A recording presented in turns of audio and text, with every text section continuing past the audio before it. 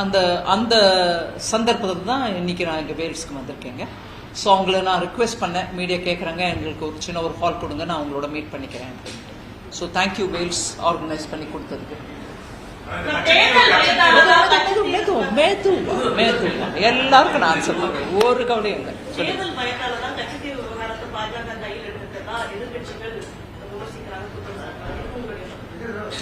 இல்லைங்க, தேர்தலுக்கும் ஒரு நாட்டு செக்யூரிட்டி ரிலேட்டட் விஷயத்துக்கும் ஒரு இறையாண்மை சம்பந்தப்பட்ட விஷயத்துக்கும் தேர்தல் தான் தேவைன்னு இல்லைங்க. இந்த விஷயத்துல எப்ப வேணா எங்க வேணா பேசலாம். நம்ம நாட்டின் இறையாண்மை, நம்ம நாட்டோட இன்டிகிரிட்டி அண்ட் நம்மளோட நாட்டின் ஜியோ ரைட்ஸ், அதனாலதான் எடுக்கப்பட்டது. ஒன்று. ரெண்டாவது, ஒரு ஆர்டிஐ. அந்த ஆர்டிஐ விவரமா நான் வேணுமே தமிழ்லயும் என்னோட ட்விட்டர்ல போட்டிருந்தேன். இதுல பிரைமரி பாயிண்ட் என்னங்க, கச்சத்தீவு எப்போ 74 நடந்துச்சு, ஏங்க இப்ப அதை பத்தி பேசுறீங்கன்னு கேட்கலாம்.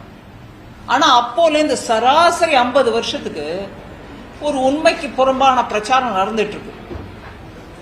எங்களுக்கு தெரியாம கொடுத்துட்டாங்க, யாரோ கொடுத்துட்டாங்க, எப்படி கொடுத்தாங்க என்னன்னு எங்களுக்கு தெரியாது, இப்ப யாரும் அதை மீட்டு, இந்த மாதிரி ஒரு பொறுப்பு இல்லாத பேச்சு நிறைய மக்களிடையே. அதுல மீனவர்களோட இந்த கச்சத்தீவுக்கு சம்பந்தம் இல்லை, இன்னைக்கு யாரோ ஒரு பெரிய மூத்த தலைவர் கமெண்ட் பண்ணிருக்காரு. சம்பந்தம் இல்லைன்னு சொன்னீங்கன்னா இப்ப ஏன் அதை பத்தி 74 அவ்வளவு சர்ச்சை ஆச்சு? அந்த ஏரியால மீனவர்களுக்கும் சம்பந்தம் இருக்கு, மீனவர்களுடைய குடும்பங்களும் அந்த தொழுகைக்காக அந்த அந்தோனியார் சர்ச்சுக்கு போறவங்களும் போயிட்டு தான் இருக்காங்க. அதனால அந்த விஷயத்துல அது நம்மளுடைய எக்கனாமிக் ஜோன்ல வருது. இத்தனையும் இருக்கும்போது இன்னைக்கு அதை பத்தி நீங்க பேசாதீங்கன்னு சொல்றதுக்கான ஒரு தைரியத்தோட முன்னு வரவங்களை நான் கேட்கிறேன். அந்த 2 பேரும் அப்பவும் கூட்டணி, இப்பவும் கூட்டணி. அப்போ ஒரு விஷயம் பண்ணிட்டீங்க, இப்ப அதை பத்தி கேட்டா உங்களுக்கு கஷ்டமா இருக்கு. அப்போ ஒரு விதத்துல பண்ணதை மறுத்துக்கிட்டு நீங்க இப்ப வரைக்கும் என்னெல்லாமோ சொல்லிட்டு இருக்கீங்க. கச்சத்தீவை பத்தி எங்களுக்கு ஒண்ணும் தெரியாது, நாங்க ஒன்னும் பண்ணல, நீங்க மீட்டு கொடுங்க, நீங்க எடுத்து கொடுங்க. பொய் பிரச்சாரம். நான் அதனாலதான் மரியாதையா உண்மைக்கு புறம்பானங்கிற என்ன மன்னிச்சிருங்க. பொய் பிரச்சாரம் அது. காங்கிரஸ் ஒரு நேஷனல் பார்ட்டியா இருந்துகிட்டு அந்த விஷயத்தை நான் எப்பவும் சொல்ல விரும்புறேன். இந்த கேள்விக்கு பதிலாக நான் இதே சொல்ல விரும்புறேன். ஒரு தேசிய கட்சி 67க்கு அப்புறம் தமிழ்நாட்டில் இன்னும் திரும்பி வர முடியாத நிலைமை. இங்க ஸ்டேட் பார்ட்டியோட தோழமையோடயோ இல்ல அவங்களோட ஒரு கிரட்சஸ் வச்சுக்கிட்டு தான் நீங்க பழைக்கிறீங்க. உங்க ஓட்டு ப்ராபபிலி இப்ப 4%க்கோ 5%க்கோ குறைஞ்சிருச்சு. ஒரு தேசிய கட்சி இங்க இருந்து அது விளக்கம் கொடுங்க, ஏன் கொடுத்தீங்க? நாங்க கொடுக்கல அப்படிங்கிறீங்க. அக்ஸாய் சின் அந்த ஏரியா லாஸ் ஆனது காங்கிரஸ் கட்சியோட டைம்ல. அத பத்தி பேச சொல்லுங்க. இது கச்சத்தீவு என்ன சொல்றாரு அவரு, நேரு அவருடைய லெட்டர்லயே, it's so small, it's a நியூசன்ஸ்ங்கறாரு. அது ஒரு தொல்லை, ஒரு நொச்சரிப்பு. The sooner I get rid of it, it's betterங்கறாரு. அதாவது சீக்கிரத்துல இது என் கையை விட்டு போயிடுச்சுன்னா அது நிம்மதி எனக்கு அப்படின்னு. அப்படி சொல்லக்கூடிய நேருவோட லெட்டர் கூட நாங்க எடுத்து காட்டுறோம். அதே மாதிரி இந்திரா அம்மா, இது ஒரு சின்ன பாறை, கல் பாறை தான், அதுல நம்ம கொடுத்துட்டா ஒன்னும் நஷ்டம் இல்லைங்கிறாங்க. அதற்கெல்லாம் எதிர்ப்பு தெரிவித்தாரா? அப்போது இருந்த முதலமைச்சர் கருணாநிதி அவர்கள் அதுக்கு எதிர்ப்பு தெரிவிச்சாரா? இல்லைங்க. அதனால அப்போ எதிர்ப்பு தெரிவிக்கல, அதுக்கப்புறம் பொய் பிரச்சாரம் பண்றீங்க. இதை புரிஞ்சுக்கணும்ன்றதுக்கு தான் எடுத்து போடுறோம் வெளியில. ஏன் தேர்தலா? இல்லைங்க, தேர்தல் இருந்தாலும் இல்லாட்டி சொல்ல வேண்டிய விஷயம் இது. தமிழ் மக்களுக்கு இதை பத்தி உண்மை தெரியணும். பொய் பிரச்சாரத்துக்கு கிளியரா நாங்க ஆதாரபூர்வமா சொல்றோம், நீங்க சொல்றது பொய். 74லயே ஃபாரின் செக்ரட்டரி உங்களுக்கு முதலமைச்சருக்கு விளக்கமா எடுத்து சொல்றாரு இப்படி ஆக போகுதுன்னு. அதுக்கு ஒன்னும் ஒரு எதிர்ப்பு தெரிவிக்கலையே. இப்படியாக தமிழர்களுக்கு விரோதியாக நிறைய விஷயம் காங்கிரஸ் கட்சி பண்ணும்போது, தேசிய கட்சியா இருந்த காங்கிரஸ் பண்ணும்போது, ஜல்லிக்கட்டு விவகாரம் என்னங்க? அப்போ நீங்க தானே இருந்தீங்க தோழமை கட்சியா. ஜல்லிக்கட்டு ஒரு மிருகத்துக்கு கொடுக்கக்கூடிய அநியாயம், அது இட்ஸ் அனிமல் ரைட்ஸ்க்கு எகேன்ஸ்ட் சொல்லி எடுத்து போட்டாங்க வெளியில அனிமல் ரைட்ஸ் போர்டு மூலமா. அப்ப இருந்த தோழமை கட்சி டிஎம்கே ஒண்ணுமே சொல்லல. இப்படியாக காங்கிரஸ் ஒவ்வொரு முறையும் தமிழகத்துக்கு எகேன்ஸ்டா பண்ணிக்கிட்டு இருந்த போது அப்ப தோழமையா இருந்த கருணாநிதியும் டிஎம்கேயும் ஒரு ப்ரொட்டஸ்டும் பண்ணல. ஆனா 2014 இருந்து அதே கேள்விகளை மோடி ஐயா மேல 21 லெட்டர் எழுதுவீங்களா முதல்ல பிரதமருக்கு? கச்சத்தீவு கச்சத்தீவு கச்சத்தீவு. என்னங்க கச்சத்தீவு? 50 வருஷமா சொல்ற பொய்ய முதல்ல சரி பண்ணுங்க. அதான் ஆன்சர்.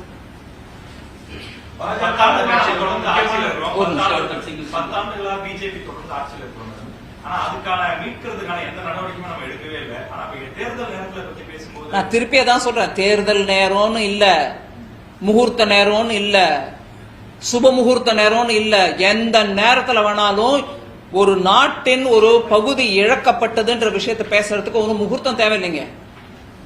அதனால தயவு பண்ணி தேர்தல் நேரம் சொல்றவங்க எல்லாரும் அந்த கேள்வியை மனசுல இருந்து எடுத்துருங்க. எந்த நேரத்துல வேணாலும் இந்த நாட்டோட சுதந்திரம், அந்த நாட்டோட அதிகாரத்துவம் இருக்கக்கூடிய பூமி, இதை பத்தி பேசுறதுக்கான உரிமை உங்களுக்கும் இருக்கு, எனக்கும் இருக்கு.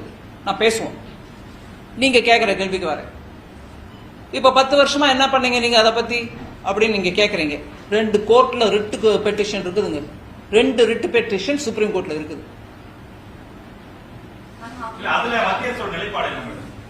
அதான் சொல்றேன், அந்த ஹியரிங்க்கு வரட்டும், நம்ம பேசுவோம். வரட்டும் கேஸ் வரட்டும். ஒரு நிமிஷம், 1 மினிட். இந்த நாடாளுமன்ற தேர்தல்ல நீங்க போட்டியிடுறதுக்கு காரணம் என்னன்னு சொல்லிட்டு தமிழக முதலமைச்சர் கேட்டிருக்காரு.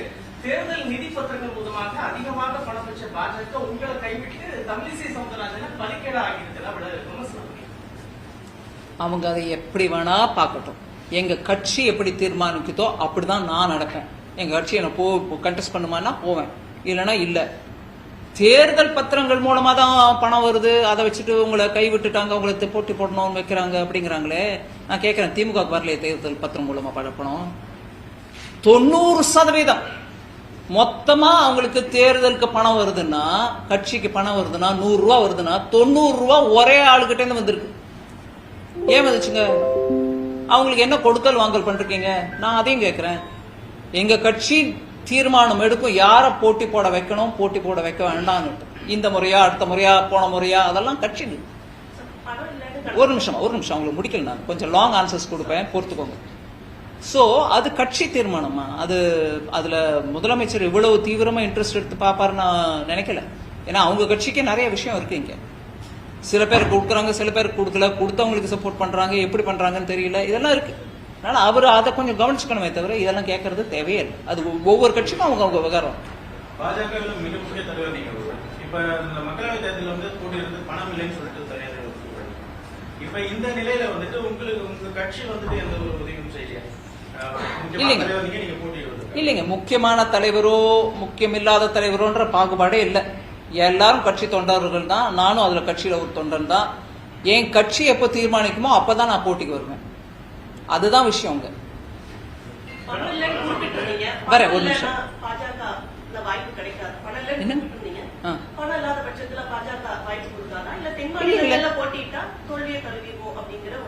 அப்படி இல்லைங்க, பணம் இருக்கிறவங்களும் பணம் இல்லாதவங்களும் எல்லாருக்கும் வாய்ப்பு இருக்கு. இதுல அந்த மாதிரி பாகுபாடு இல்லை. ஒண்ணு. ரெண்டாவது ஏன் பின்ன நிறைய ஒவ்வொரு 23 கேண்டிடேட்ஸ் நாங்க போட்டிருக்கோம் எங்களோட சின்னத்துல. அதை தவிர தோழமை கட்சி எல்லாம் கூட இருக்குது. கண்டெஸ்ட் பண்ணாமலா இருக்கும். இதுக்கு முன்னாடி பொன்னாரையா ஜெயிக்கலையா? சிபி ராதாகிருஷ்ணன் அவர்கள் ஜெயிக்கலையா? சோ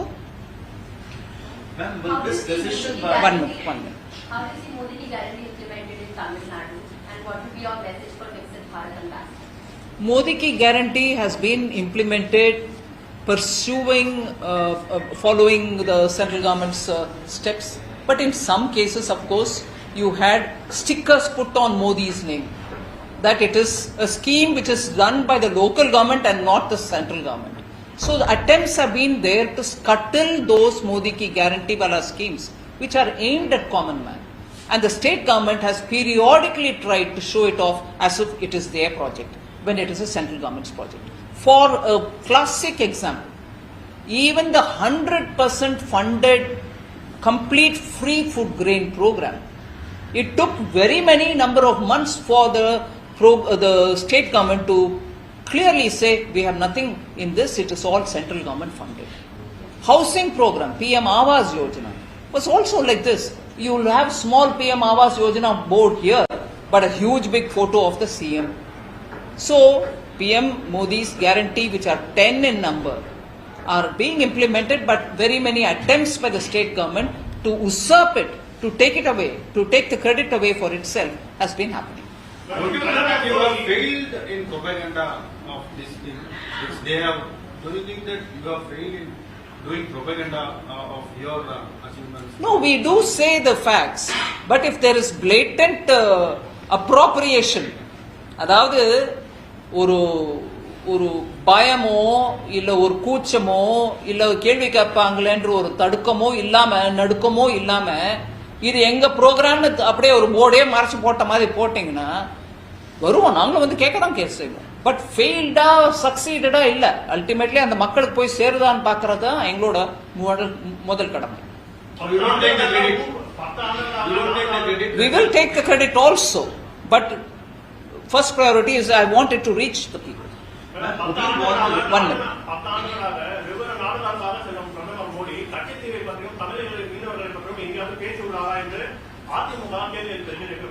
நான் உங்களுக்கு ஒரே ஒரு விஷயம் சொல்ல விரும்புறேங்க. 2014 டிஎம்கே யூபிஏல பாகம் ஒரு பார்ட்னரா இருந்த காலத்துல 5 மீனவர்களை தூக்கில் ஏத்தினாங்க இலங்கையில்.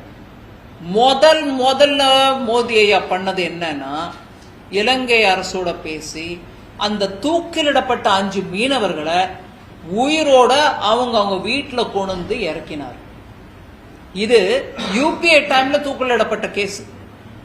2014 மோடி ஐயா வந்த உடனே அந்த 5 பேரையும் மீட்டு உயிரோட கூட்டிட்டு வந்து அவங்க அங்கேயே ஜெயில வச்சிருவேன் அப்படின்லாம் கூட சொல்லிட்டு இருந்தாங்க. இல்லைங்க, அவங்க உயிரோட எங்க ஊருக்கு வரணும், எங்க ஊருக்கு வந்த பிறகு நான் அவங்க வீட்டுக்கு அனுப்புவேன், நீங்க விட்டுறணும்னு சொல்லி கூட்டிட்டு வந்தது மோடி ஐயா. அதுக்கப்புறம் சொல்றேன் ஒண்ணுன்னு, அங்க இலங்கை கடல் படையால கொலை பண்ணப்பட்ட ஒரு மீனவர், அவரோட உடல் திரும்பி வந்துச்சு. அவங்க தாய் தந்தையர் நான் அதை எடுக்கவே மாட்டேன், மார்ஷல்ல வச்சிருந்தாங்க, எனக்கு அந்த சடலம் எனக்கு வேணாம், என் பையனே இருந்தாலும் இது அநியாயம் அப்படின்னு சொல்லிட்டாங்க. மோடி ஐயா என்னை கூப்பிட்டு நீ போமா இலங்கை இதுக்கு ராமேஸ்வரத்துக்கு. நான் வந்தேன். அந்த பையன் பேர் பிரிட்டோ நினைக்கிறேன், தப்பா இருக்கலாம். மீனவரோட வந்து உட்காந்தேன், அந்த அம்மாவோட உட்காந்தேன், கெஞ்சி கேட்டேன், அம்மா நீங்க கவலைப்படாதீங்க, தயவு பண்ணி அந்த உடலை அடக்கம் பண்ணிடுங்க அப்படின்னு. அப்படியாக ஒவ்வொரு முறையும் ஒன்னும் பண்ணலன்னு சொல்றவங்க ஏன் லெட்டர் எழுதிட்டே இருந்தாங்க. ஐயோ இன்னைக்கு மீனவர்கள் பிடிக்கப்பட்டாங்க, அவங்க படகுகளும் பிடிக்கப்பட்டது. அதுக்கு பதில் கொடுத்தவங்க யாரு? மோடி தான். ஒவ்வொரு தரம் அவர் தான் பேசி ஜெய்சங்கர் அனுப்பி, அதுக்கு முன்னாடி சுஷ்மா ஸ்வராஜ் அம்மா இருந்த போது அவங்களே டைரக்டா போய் பேசி மீட் எடுத்து வந்த கதை இருக்கு. 2014 இன்னைக்கு வரைக்கும் நான் சொல்ல முடியும் எத்தனை மீனவர்களை கூட்டிட்டு வந்திருக்கிறோம். அது எங்க கடமை, நாங்க பண்ணுவோம். ஒரு நிமிஷம், அவரே வந்து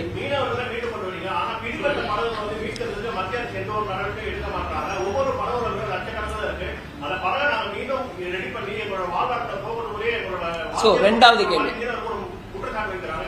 சோ அதை நான் சொல்றேன், அதுக்கும் பதில் சொல்றேன். நீங்க மூணாவதுக்கும் போலாம். ஒன்னு ஆயிடுச்சு, அதுக்கு பதில் சொன்னேன். ரெண்டாவது நீங்க ஒத்துக்கல, ஒன்னும் மீனவருக்கு ஒன்னும் பண்ணல அப்படின்னு பண்ணதை சொல்றேன், அது ஒத்துக்கல. நீங்க ரெண்டாவது கேள்விக்கு போயிருக்கீங்க, இதையும் நான் சொல்றேன். இதையும் நீங்க ஒத்துக்கிட்டாலும் சரி ஒத்துக்காட்டாலும் சரி நிஜம். அதெல்லாம் முதல் முறையா ஃபிஷரிஸ் மினிஸ்டரும் எக்ஸ்டர்னல் அஃபேர்ஸ் மினிஸ்டரும் வெளியுறவுத்துறை அமைச்சரும் 2 பேரும் சேர்ந்த ஒரு கமிட்டி ஃபார்ம் பண்ணி அவங்களோட நெகோசியேட் பண்றதுக்கான முறை மோடி ஐயா வந்த பிறகுதான் நம்ம நாட்டில் வந்திருக்கு. அதுக்கு முன்னாடி கப்பல் போச்சா, போட்டு போச்சா, மீனவர் வந்தாரா, மீனவர் உயிரோட வந்தாரா, மீனவர் வரலையா, இதை பத்தி ஒரு திட்டத்தோட செயல்பட்டதே இல்லை. அந்த செயல்முறை இப்போ ஆக்கத்தில் இருக்கிறதுனாலதான் சில படகுகள் வந்திருக்கின்ற, இன்னும் நிறைய வரணும், அதுக்கான முயற்சி நடந்துட்டு இருக்கு. இந்த நாடாளுமன்ற தேர்தலில் தமிழகத்துல திமுக அரசு தமிழக அரசு 2 சேர்ந்து என்ன சொல்றாங்கன்னா, தேர்தல் பரப்புரைக்காக அடிக்கடி வராங்க, ஆனா வெள்ள நிவாரண நிதியை இதுவரைக்கும் ஏன் கொடுக்க மாட்டேங்காங்க, நாங்க தான் 6000 ரூபாய் எல்லாத்துக்கும் கொடுத்தோம், நீங்க கூட தூத்துக்குடியில நேரடியா வந்து பார்த்து போனீங்க, ஆனா அது நிதி வரலன்னு இன்னும் அதை சொல்லிட்டு ஒரு பைசா கூட மத்திய அரசு இல்லைங்க. ஒரு நிமிஷம், நீங்க எத்தனை 1 பைசா 1/2 பைசான்னு சேர்த்தாலும் நான் சொல்றேன் ஒரு விஷயம். நான் டெல்லியில அந்த புயல் நடந்த உடனே, வெள்ளம் வந்த உடனே ஒரு பிரஸ் கான்ஃபரன்ஸ்ல விஷயம் சொன்னேன். 900 crores முதல்லேருந்தே அவங்க கையில முழு அமௌண்ட் அந்த NDRFல இருந்து SDRFக்கு வர வேண்டிய பணம் ஸ்டேட் கவர்மெண்ட் கையில புயல் வருதோ இல்லையோ முதல்லயே கொடுத்து வச்சிருந்தோம். இதை தவிர சென்னை நகரத்துக்கு வெள்ளத்தினால திருப்பி திருப்பி திருப்பி சேதம் வருது, அதை சரி பண்ணுங்க, அண்டர் கிரவுண்ட் ட்ரைனேஜ் எல்லாத்தையும் சரி பண்ணிக்கங்க அப்படின்னு 5000 கோடி ரூபாய் வரவழைச்சு கொடுத்தோம். அது எங்க பாக்கெட் பணம் நான் சொல்ல, நீங்க எங்க இருந்து என்ன கொடுக்குறீங்களோ எனக்கு அந்த பத்தியே அந்த விஷயத்துக்கு வரல. அந்த 5000 கோடி சரியா உபயோகிச்சிருந்தா இப்போ அந்த மிச்சாங் புயல்ல சென்னை இவ்வளவு அவஸ்தப்பட்டு இருக்குமா நான் கேட்கிறேன். அந்த 5000க்கு கணக்கு என்னங்க? அந்த 5000 பத்தி கேட்ட போது என்ன சொன்னாங்க? 5000 கோடியை பத்தி கேட்ட போது என்ன சொன்னாங்க? முதல்ல இல்ல 90% செலவழிச்சிட்டாங்க, ஒன்னாகாது. அதுக்கப்புறம் சொன்னாங்க இல்ல 90% அவர் தெரியாம சொல்லிட்டாரு அமைச்சர். அவர் அமைச்சர் சொன்னாரே நாங்கெல்லாம் சீரியஸா எடுத்துட்டோம். ஐயோ 90% செலவழிச்சிட்டாங்க. அதுக்கப்புறம் அவங்களே கரெக்ட் பண்றாங்க, இல்லைங்க 90 இல்லைங்க. அந்த 5000 கோடியை உபயோகிச்ச கணக்கா தமிழ் மக்களுக்கு முதல்ல சொல்லுங்க. மத்திய அரசே ஒன்னும் கொடுக்கல. 900 crores முன்னாடி கொடுத்த பணத்தை சரியா நீங்க உபயோகிச்சிருந்தாலே தடுத்து நிறுத்தி இருக்கலாம். வர புயல் வரத்தான் போகுது, ஆனா தடுத்து நிறுத்தி இருக்கலாம் சேதத்தை. அதனால இப்ப நீங்களும் வந்து பார்த்துட்டு போனீங்களே, ஏங்க ஒரு பைசா எப்படி சொல்றீங்க? ஒரு பைசாவா? கொடுத்த 5000 கொடுத்த 950 எங்க போச்சுங்க? அதனால நான் கொடுக்காம இருக்கேன், அதையும் நான் சொல்லல. ஆனா கேள்வி கேட்கிறவங்க தயவு செஞ்சு ஒரு பைசாங்கிற பாஷையை கொஞ்சம் யோசிச்சு ஒரு பைசாவா? சென்னை சீரழிஞ்சிச்சு மிச்சாங்க போது 5000 கோடி எங்க போச்சு? அதுக்கு முன்னாடி புயல் எது வந்தாலும் சரி அந்த 950 உங்க கையில வச்சுக்கோங்க. முதல்ல வருஷம் முழுக்க கொடுக்க வேண்டிய 950 ஆல்ரெடி கொடுத்து வச்சிருந்தோமே, அதை எங்க உபயோகிச்சீங்க? அதை கொஞ்சம் கணக்கு சொல்லுங்க. வரக்கூடிய பணம், வரப்போற பணம், ஹை லெவல் கமிட்டி மீட்டிங்க்கு அப்புறம் வர வேண்டிய பணம் வரத்தான் வரப்போகுது. சும்மா இந்த மாதிரி கேள்வியை கேட்டு கேட்டு கேட்டு மக்களை ஒரு பிரமப்படுத்தி ஒண்ணுமே வரல மோதிக்கிட்டே சொல்றதுக்கு ப்ளீஸ் அட்டம் பண்ணாதீங்க. உண்மையை வந்து நான் திருப்பி திருப்பி சொல்லிட்டு தான் இருப்பேன். ஒரு நிமிஷம் கேட்காதவங்க. ஆமா ஒத்துக்கிறேன். நிவாரண நிதி ஹை லெவல் கமிட்டி மீட்டிங் ஆன பிறகு வரத்தான். அதுக்கு முன்னாடி 900 crores கொடுத்தேன் தம்பி. அது என்ன ஆச்சு? அதை பத்தி கொஞ்சம் கணக்கு சொல்லுங்க. 5000 கோடி கொடுத்தோமே, அதை பத்தி கணக்கு சொல்லுங்க. இதை புடிச்சுக்கிட்டு அவங்க சொல்றாங்க, நீங்களும் அதே கேள்வி என்கிட்ட கேட்டுட்டு இருந்தா நானும் பதில் சொல்லுவேன். இந்த கேள்வியை அவங்க கிட்ட கேளுங்க. இந்த கேள்வியும் 5000 கோடி கொடுத்தாங்க இல்லையா, என்ன சென்னை டிரைனேஜ் விஷயம் எனக்கு சொல்லுங்க. எங்க கட்டுறாங்க டிரைனேஜ்? எங்க போகுது மழை தண்ணி? வெள்ளம் ஏன் வருது? பின்ன டிரைனேஜ்ல நீடு போயிடுச்சுன்னா உங்களுக்கு வெள்ளம் இருக்கக்கூடாது, ஏன் வெள்ளம் வருது? அதை கேட்கறீங்களோ? அந்த கேள்விய திராவிட முன்னேற்ற கழக அரசு கேட்கறீங்களா? ஐயா 5000 கோடி நீங்க உபயோகிச்சிட்டீங்க, 90% உபயோகிச்சிட்டீங்கன்னு உங்க அமைச்சர் சொன்னாரு, ஏங்க பின்ன தண்ணி தீங்குது கேக்குறீங்களா? கேளுங்க. தூத்துக்குடி நீங்க வந்து சென்னைக்கு சொல்லிருந்தீங்க, தூத்துக்குடிக்கு என்னங்க? தூத்துக்குடிக்கும் சேர்த்து அவங்க கேட்டிருந்தாங்க. இல்லைங்க, what has to be given will be given.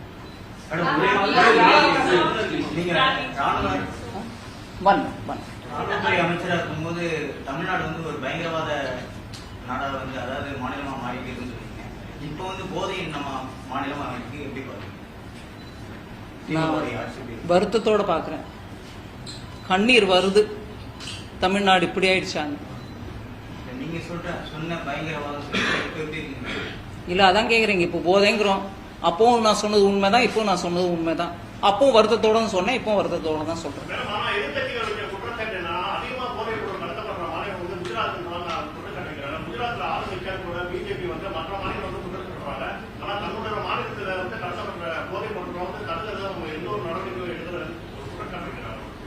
Rameswaram பக்கத்துல அமிட்டது என்ன போதை பொருள் இல்லைங்களா? அது நார்மலா இல்ல, இத்தனை குவான்டிட்டி அமிட்டுச்சு. அது இவங்க ராமேஸ்வரம் அவங்களோடது இல்லைங்கிறாங்களா? அப்ப அதுவும் குஜராத்ல இருக்குதா? மன்னிக்கணுங்க. அவங்க எப்ப பாரு திருப்பி அடிச்சுட்டு தான் பொறுப்பை கை கழுவிட்டு போயிடலான்னு பாக்குற அந்த முயற்சி அளிக்காது. ஒரு நிமிஷம். திருப்பி திருப்பி அது குஜராத்ல இருந்து வந்துச்சு, இது இங்க இருந்து வந்துச்சு, எங்க மேல பழி போடுறீங்க? இனிமே செல்லுபடி ஆகாதது. தமிழ்நாட்டில் கிடைக்கக்கூடிய போதைப் பொருள்கள் வேற எங்க கிடைக்குதான்னு அவங்களே கொஞ்சம் ஆராய்ச்சி பண்ணி பார்த்துக்கிட்டோம். ராமேஸ்வரம் பக்கத்தில் பிடிச்சது யாரு? அங்க பிடிச்சது யாரு? உள்ள வர விட்டோமா? கைப்பற்றப்பட்டு அதுக்கு அப்பவே பப்ளிக்ல எரிக்கிறோம். ஒவ்வொரு முறையும் இந்த மாதிரி ட்ரக்ஸ் கன்ஃபிஸ்கேட் பண்ணது எல்லா சரக்கையும் எரிச்சிடுறோம். இப்ப இலங்கைக்கு பக்கத்துல எங்க இருந்து வந்துச்சோ அது ராமேஸ்வரத்தில் அமிட்டது அதையும் எரிப்போம். ஆனா அது இங்க வந்துச்சு, அதை பிடிச்சவங்க யாருங்க? அதனால இதே 50-60 வருஷமா போய் எத்தப்பாரு சென்ட்ரல் கவர்மெண்ட் மேல போடுறது. எனக்கு வருத்தம் என்னன்னா, ஒரு தேசிய கட்சியா இருக்கக்கூடிய காங்கிரஸ் கட்சி ஒரு தேசிய அளவில் யோசிச்சுக்கிட்டு இந்த ஒரு செப்பரேட்டிஸ்ட் பாஷையில பேசக்கூடிய கட்சிகளுக்கு பதில் கொடுக்காம இன்னைக்கு அடங்கி போய் அவங்களுக்கு அடிமையா இருக்கக்கூடிய அளவில் ஆயிடுச்சுன்றது காங்கிரஸ் கட்சி தமிழ்நாட்டு நிலை மன வருத்தத்தை அளிக்குது. அவங்க விதியே இல்லாம எல்லாம் முடக்கப்பட்டிருக்கு, மேலும் மேலும் ஃபைன் போடுறோம்னு சொல்றாங்க. அப்படி எப்படி அவங்க செயல்படும்? அந்த நிதியை வச்சுட்டு தான் தமிழ்நாட்டை ஓட்டுறாங்களா? பலே சொல்றீங்க ஐயா. நான் உங்களுக்கு சொல்றேன், நம்ம ஒவ்வொருத்தருக்கும் டாக்ஸ்ல சரியா நம்ம ரிட்டர்ன் ஃபைன் பண்ணிட்டோம்னா ப்ராப்ளம் இல்லைங்க. டாக்ஸ்ல ஏதோ ஒரு முன்னுக்கு பின்னு முரணாவா சொல்லியிருந்தோம்னா அவங்க கேட்கறாங்க, ஏங்க இப்படி நீங்க சொல்றீங்களே, இது என்ன வரி இப்படி குறையா இருக்குது நிறைய இருக்குதுன்னு உங்க கேள்வி கேட்கறாங்க. அதுக்கு தகுந்த சமயத்துல உடனடியா பதில் கொடுத்துட்டீங்கன்னா திருப்பி உங்ககிட்ட வரதில்லை. இல்ல ஒருவேளை நீங்க கொடுத்த பதிலும் சரியா இல்லைன்னா திருப்பி அப்பீலுக்கு வராங்க. நீங்க வாங்க, நீங்க முறையா விளக்கம் கொடுங்க. அந்த ஒவ்வொரு முறையிலும் காங்கிரஸ் கட்சி தன்னோட விவரத்தை ஒண்ணுமே சரியா சொல்லல. அரசியல் கட்சிகளுக்கு வரி இல்லை. ஆனா அந்த வரி இல்லைன்ற அந்த கேட்டகரி எப்போ நீங்க ஒவ்வொரு வருஷமும் எனக்கு வரி ஒண்ணும் இல்லைங்க, நான் அரசியல் கட்சி அப்படின்னு ஃபைல் பண்ணணும் பேப்பரை. அந்த ஃபைல் கூட பண்ணாத நிலைமையில இருக்கக்கூடிய காங்கிரஸ் கட்சி கேள்வி கேட்டா தப்புன்னா எப்படிங்க? சாமானிய மக்கள் நம்ம எல்லாரையும் நாங்க டாக்ஸ் டிபார்ட்மெண்ட் கேக்குது, அதே மாதிரி அவனையும் கேட்டாங்க. அதுக்கப்புறம் சரி கேட்டதோட விட்டோமா? நீங்க கொடுத்த பதிலும் சரியா இல்ல, திருப்பி நாங்க கேட்கிறோம். அதுக்கப்புறம் என்ன சொல்றீங்க? வாங்க கோர்ட்டுக்குங்கிறீங்க. சரி வந்தோம் கோர்ட்டுக்கு. ஒவ்வொரு கோர்ட்டிலும் காங்கிரஸ் கட்சி கூட்டிட்டு போச்சு இன்கம் டாக்ஸ் டிபார்ட்மெண்ட். ஒவ்வொன்றிலையும் விவரம் கொடுக்குறோம், ஒவ்வொன்றிலையும் கேட்கும். ஜட்ஜ் சொல்றாரு இல்ல ஐடி டிபார்ட்மெண்ட் சொல்றது கரெக்ட் தான், நீங்க கட்டி தான் ஆகணுங்கிறாங்க. ஏங்க ஒவ்வொரு கோர்ட்டுமா சொல்லும் அப்படி? சுப்ரீம் கோர்ட் வரைக்கும் நீங்க போயிருக்கீங்க, ஒவ்வொரு கோர்ட்டும் சொல்லுது நீங்க சமயத்துல பேப்பர் சப்ளை பண்ணல, கேள்விக்கு பதில் சொல்ல, உங்ககிட்ட இருக்கிற பணத்தை பத்தி விவரம் கொடுக்கல, இத்தனை பணத்தை காட்டாம வச்சிருந்தீங்க எல்லாம் சொல்றாங்க. சோ அவங்களுக்கு ஒரு நியாயம், நம்ம எல்லாருக்கும் ஒரு நியாயமா?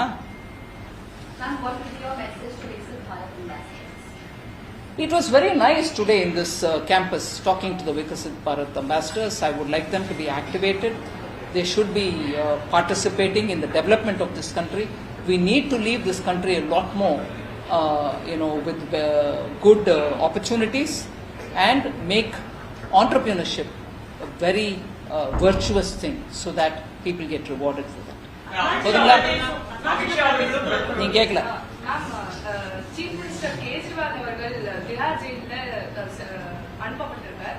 அவர் அந்த ஜெயிலுக்கு போகும்போது 3 புக்கு கேட்டிருக்காரு, Bhagavad Gita, Ramayana and how PM decides. இதெல்லாம் படிச்சு அவரோட செயல்கள் அடுத்து என்னவாக இருக்கும், அண்ட் அவர் அங்க அனுப்பிச்சது அப்புறம் ஈடிக்கு அவர் சரியா கார்பரேஷன் கொடுக்காத பத்தி உங்க கருத்து என்ன? இல்லைங்க, அதெல்லாம் வெளியில வந்துட்டு தான் இருக்கு, நீங்க மீடியால போட்டுட்டு தான் இருக்கீங்க.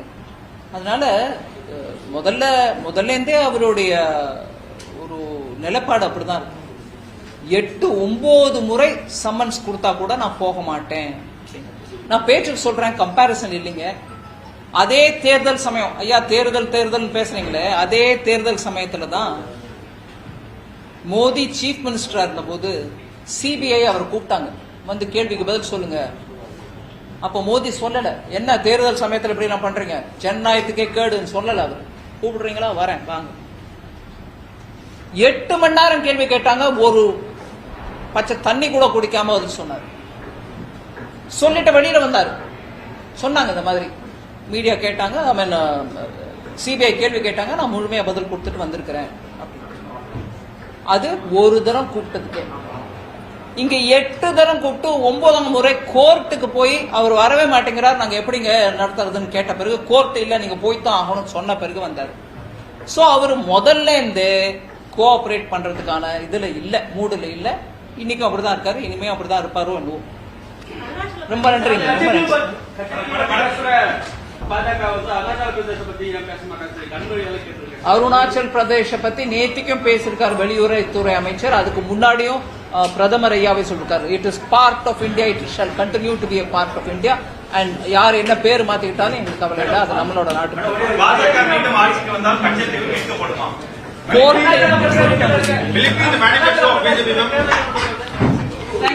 Will be in the manifesto of BJP.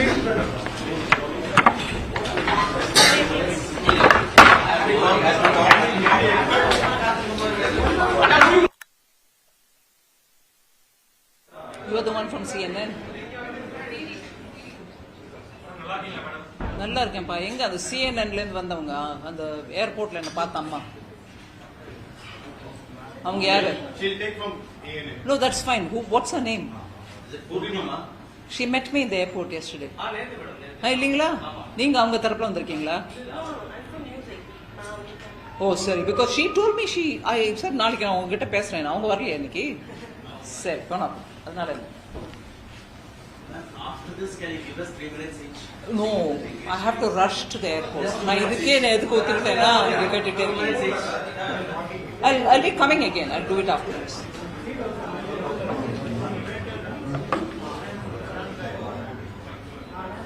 Okay, thank you very much. அதுவும் பல்லாவரத்துக்கு இவ்வளவு தூரத்தில் வந்திருக்கீங்க.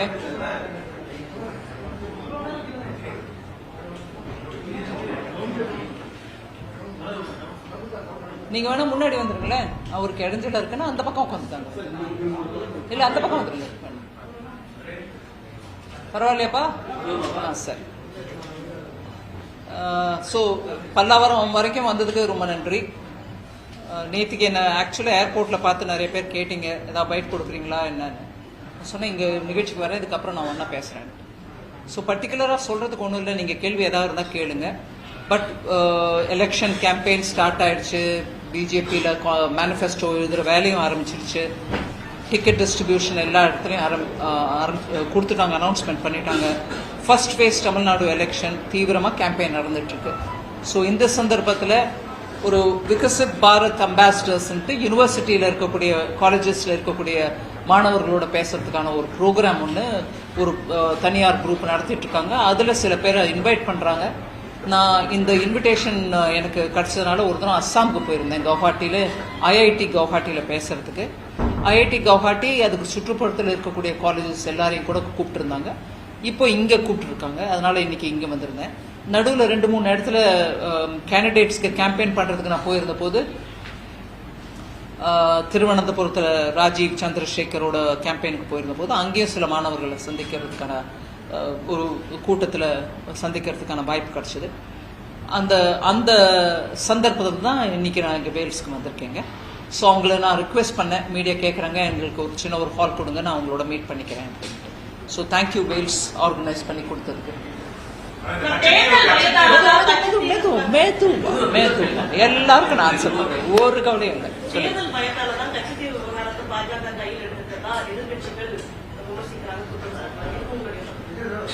இல்லைங்க, தேர்தலுக்கும் ஒரு நாட்டு செக்யூரிட்டி ரிலேட்டட் விஷயத்துக்கும் ஒரு இறையாண்மை சம்பந்தப்பட்ட விஷயத்துக்கும் தேர்தல் தான் தேவைன்னு இல்லைங்க. இந்த விஷயத்துல எப்ப வேணா எங்க வேணா பேசலாம். நம்ம நாட்டின் இறையாண்மை, நம்ம நாட்டோட இன்டிகிரிட்டி அண்ட் நம்மளோட நாட்டின் ஜியோ ரைட்ஸ், அதனாலதான் எடுக்கப்பட்டது. ஒன்று. ரெண்டாவது ஒரு ஆர்டிஐ. அந்த ஆர்டிஐ விவரமா நான் வேணுமே தமிழ்லயும் என்னோட ட்விட்டர்ல போட்டிருந்தேன். இதுல பிரைமரி பாயிண்ட் என்னங்க, கச்சத்தீவு எப்போ 74 நடந்துச்சு, ஏங்க இப்ப அதை பத்தி பேசுறீங்கன்னு கேட்கலாம். ஆனா அப்போலேருந்து சராசரி 50 வருஷத்துக்கு ஒரு உண்மைக்கு புறம்பான பிரச்சாரம் நடந்துட்டு இருக்கு. எங்களுக்கு தெரியாம கொடுத்துட்டாங்க, யாரோ கொடுத்துட்டாங்க, எப்படி கொடுத்தாங்க என்னன்னு எங்களுக்கு தெரியாது, ஓ இப்ப யாரும் அதை மீட்டு, இந்த மாதிரி ஒரு பொறுப்பு இல்லாத பேச்சு நிறைய மக்களிடையே. அதுல மீனவர்களோட இந்த கச்சத்தீவுக்கு சம்பந்தம் இல்லை, இன்னைக்கு யாரோ ஒரு பெரிய மூத்த தலைவர் கமெண்ட் பண்ணிருக்காரு. சம்பந்தம் இல்லைன்னு சொன்னீங்கன்னா பின்ன ஏன் அதை பத்தி 74 அவ்வளவு சர்ச்சை ஆச்சு? அந்த ஏரியால மீனவர்களுக்கும் சம்பந்தம் இருக்கு, மீனவர்களுடைய குடும்பங்களும் அந்த தொழுகைக்காக அந்த அந்தோனியார் சர்ச்சுக்கு போறவங்களும் போயிட்டு தான் இருக்காங்க. அதனால அந்த விஷயத்துல அது நம்மளோட எக்கனாமிக் ஜோன்ல வருது. இத்தனையும் இருக்கும்போது இன்னைக்கு அதை பத்தி நீங்க பேசாதீங்கன்னு சொல்றதுக்கான ஒரு தைரியத்தோட முன்னு வரவங்களை நான் கேட்கிறேன். அந்த 2 பேரும் அப்பவும் கூட்டணி இப்பவும் கூட்டணி. அப்ப ஒரு விஷயம் பண்ணிட்டீங்க, இப்ப அதை பத்தி கேட்டா உங்களுக்கு கஷ்டமா இருக்கு. அப்ப ஒரு விதத்துல பண்ணதை மறுத்துக்கிட்டு நீங்க இப்ப வரைக்கும் என்னெல்லாமோ சொல்லிட்டு இருக்கீங்க. கச்சத்தீவை பத்தி எங்களுக்கு ஒண்ணும் தெரியாது, நாங்க ஒன்னும் பண்ணல, நீங்க மீட்டு கொடுங்க, நீங்க எடுத்து கொடுங்க. பொய் பிரச்சாரம். நான் அதனாலதான் மரியாதையா உண்மைக்கு புறம்பானங்கிற என்ன மன்னிச்சிருங்க. பொய் பிரச்சாரம் அது. காங்கிரஸ் ஒரு நேஷனல் பார்ட்டியா இருந்துகிட்டு அந்த விஷயத்தை நான் இப்போ சொல்ல விரும்புறேன். இந்த கேள்விக்கு பதிலாக நான் இதே சொல்ல விரும்புறேன். ஒரு தேசிய கட்சி 67க்கு அப்புறம் தமிழ்நாட்டில் இன்னும் திரும்பி வர முடியாத நிலைமை. இங்க ஸ்டேட் பார்ட்டியோட தோழமையோடயோ இல்ல அவங்களோட CNN. நல்லா இருக்கேன்ப்பா. எங்க அது CNN-ல இருந்து வந்தவங்க அந்த ஏர்போர்ட்ல என்ன பார்த்த அம்மா அவங்க யாரு? No, that's fine. What's her name? She met me in the airport yesterday. இல்லீங்களா? நீங்க அவங்க தரப்புல வந்திருக்கீங்களா? ஓ சரி. Because she told me I said நாளைக்கு நான் உங்ககிட்ட பேசுறேன். அவங்க வரலையா இன்னைக்கு? சரி வேணாம். அதனால After this, can you give us 3 minutes each? No, I have to rush to the airport. நான் இதுக்கே எதுக்கு ஒத்துக்கிட்டேன்னா you get it 3 minutes each. I'll be coming again. I'll do it afterwards.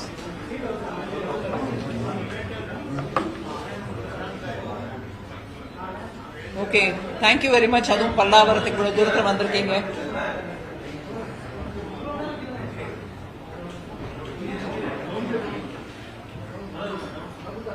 நீங்க வேணா முன்னாடி வந்துருங்களேன். அவருக்கு இடைஞ்சல இருக்குன்னா அந்த பக்கம் உட்காந்துட்டாங்க. இல்ல அந்த பக்கம் வந்துருங்க. பரவாயில்லையாப்பா? சரி. ஸோ பல்லாவரம் வரைக்கும் வந்ததுக்கு ரொம்ப நன்றி. நேற்றுக்கு என்ன ஆக்சுவலாக ஏர்போர்ட்டில் பார்த்து நிறைய பேர் கேட்டீங்க, ஏதாவது பைட் கொடுக்குறீங்களா என்னன்னு சொன்னேன். இங்கே நிகழ்ச்சிக்கு வரேன், இதுக்கப்புறம் நான் ஒன்றா பேசுகிறேன். ஸோ பர்டிகுலராக சொல்கிறதுக்கு ஒன்றும் இல்லை. நீங்கள் கேள்வி ஏதாவது இருந்தால் கேளுங்க. பட் எலெக்ஷன் கேம்பெயின் ஸ்டார்ட் ஆயிடுச்சு. பிஜேபியில் மேனிஃபெஸ்டோ எழுதுகிற வேலையும் ஆரம்பிச்சிடுச்சு. டிக்கெட் டிஸ்ட்ரிபியூஷன் எல்லா இடத்துலையும் கொடுத்துட்டாங்க, அனௌன்ஸ்மெண்ட் பண்ணிட்டாங்க. ஃபர்ஸ்ட் ஃபேஸ் தமிழ்நாடு எலெக்ஷன் தீவிரமாக கேம்பெயின் நடந்துட்டுருக்கு. ஸோ இந்த சந்தர்ப்பத்தில் ஒரு விகசித் பாரத் அம்பாசிடர்ஸ்ன்ட்டு யூனிவர்சிட்டியில் இருக்கக்கூடிய காலேஜஸில் இருக்கக்கூடிய மாணவர்களோட பேசுறதுக்கான ஒரு ப்ரோக்ராம் ஒன்று ஒரு தனியார் குரூப் நடத்திட்டு இருக்காங்க. அதில் சில பேரை இன்வைட் பண்ணுறாங்க. நான் இந்த இன்விடேஷன் எனக்கு கிடைச்சதுனால ஒரு தினம் அஸ்ஸாமுக்கு போயிருந்தேன். கவுஹாட்டியில் ஐஐடி கவுஹாட்டியில் பேசுறதுக்கு. ஐஐடி கவுஹாட்டி அதுக்கு சுற்றுப்புறத்தில் இருக்கக்கூடிய காலேஜஸ் எல்லாரையும் கூட கூப்பிட்டுருந்தாங்க. இப்போ இங்கே கூப்பிட்டுருக்காங்க. அதனால இன்னைக்கு இங்கே வந்திருந்தேன். நடுவில் 2-3 இடத்துல கேண்டிடேட்ஸ்க்கு கேம்பெயின் பண்ணுறதுக்கு நான் போயிருந்த போது திருவனந்தபுரத்தில் ராஜீவ் சந்திரசேகரோட கேம்பெயினுக்கு போயிருந்த போது அங்கேயும் சில மாணவர்களை சந்திக்கிறதுக்கான ஒரு கூட்டத்தில் சந்திக்கிறதுக்கான வாய்ப்பு கிடைச்சிது. அந்த சந்தர்ப்பத்தில் தான் இன்னைக்கு நான் இங்கே வேல்ஸ்க்கு வந்திருக்கேங்க. ஸோ அவங்கள நான் ரிக்வெஸ்ட் பண்ணேன், மீடியா கேட்குறாங்க, எங்களுக்கு ஒரு சின்ன ஒரு ஹால் கொடுங்க, நான் அவங்களோட மீட் பண்ணிக்கிறேன் அப்படின்ட்டு. ஸோ தேங்க்யூ வேல்ஸ் ஆர்கனைஸ் பண்ணி கொடுத்ததுக்கு. எல்லாருக்கும் நான் ஆன்சர் பண்ணுறேன், ஒரு கவலையும் இல்லை.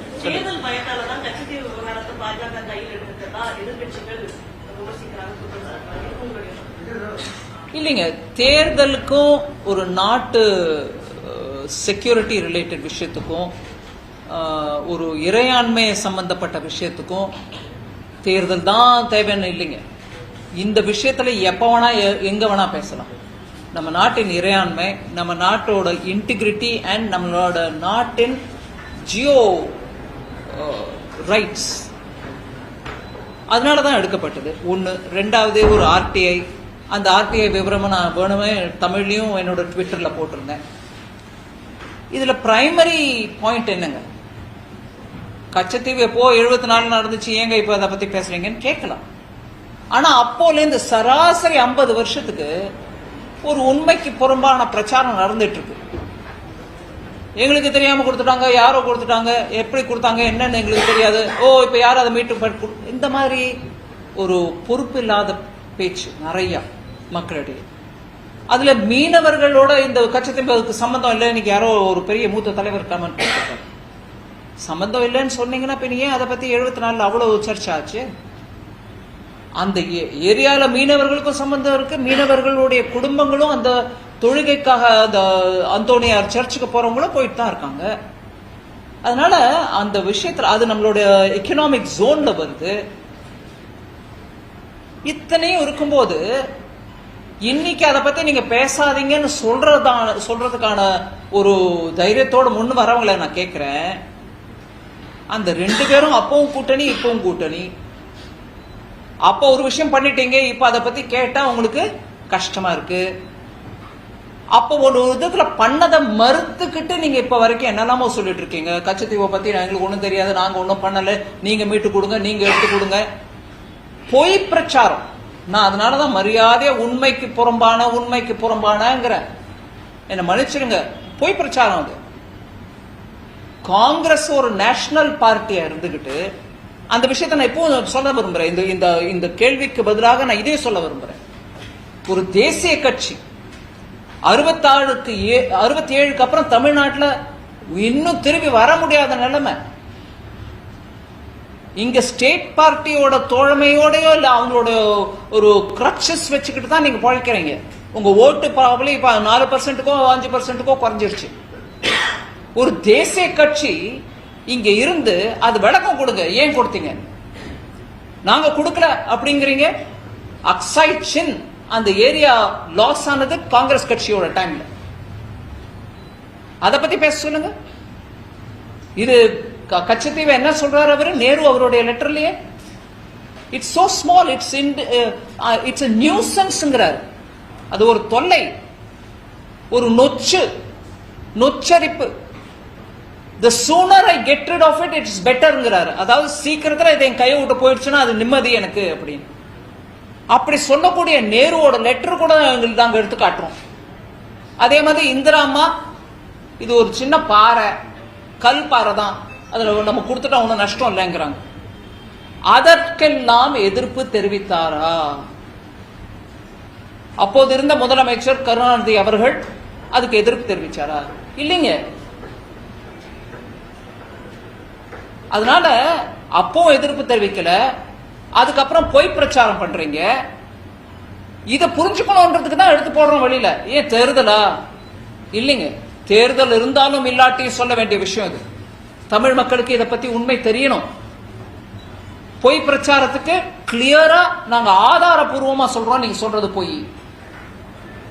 74லயே ஃபாரின் செக்ரட்டரி உங்களுக்கு வந்து முதலமைச்சருக்கு விளக்கமா எடுத்து சொல்றாரு இப்படி ஆக போகுதுன்னு. அதுக்கு ஒன்னும் அவர் எதிர்ப்பு தெரிவிக்கலையே. இப்படியாக தமிழர்களுக்கு விரோதியாக நிறைய விஷயம் காங்கிரஸ் கட்சி பண்ணும்போது, தேசிய கட்சியா இருந்த காங்கிரஸ் பண்ணும்போது, ஜல்லிக்கட்டு விவகாரம் என்னங்க? அப்போ நீங்க தானே இருந்தீங்க தோழமை கட்சியா. ஜல்லிக்கட்டு ஒரு மிருகத்துக்கு கொடுக்கக்கூடிய அநியாயம், அது இட்ஸ் அனிமல் ரைட்ஸ்க்கு எகேன்ஸ்ட் சொல்லி எடுத்து போட்டாங்க வெளியில அனிமல் ரைட்ஸ் போர்டு மூலமா.